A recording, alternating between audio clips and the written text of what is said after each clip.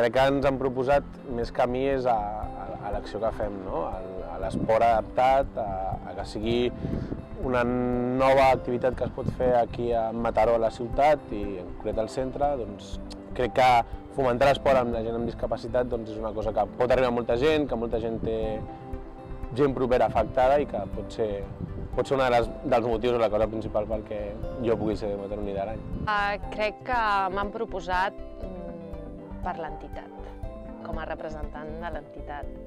Més que per la meva persona o la meva feina, és per tot el resultat del treball d'un equip, de molts anys, de l'esforç que s'ha estat fent durant la trajectòria d'aquests més de 40 anys que existeix l'entitat. A nosaltres ens omple d'orgull que la societat mataronina hagi pensat en la nostra entitat. Jo estic molt orgullosa de la feina que he fet.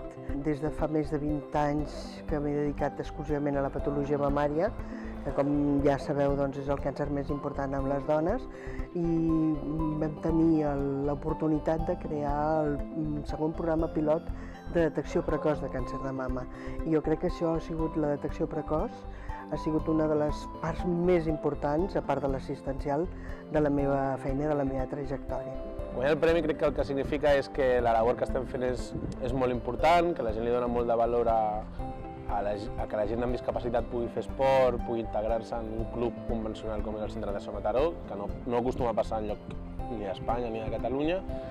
I més que el reconeixement cap a mi és cap a la gent, el Maria Folgado, el Ricardo Llévenes, la gent que hem portat aquesta secció a ser campiona de Catalunya, a donar l'esport adaptat per sobre de tot. Força.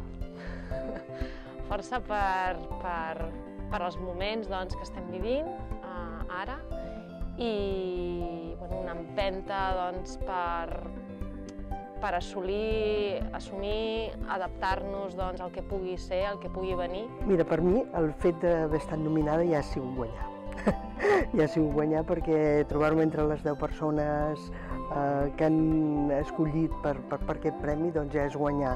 I guanyar a la final amb els competidors que tinc, que són gent tan important en els seus camps, seria un gran honor, la veritat.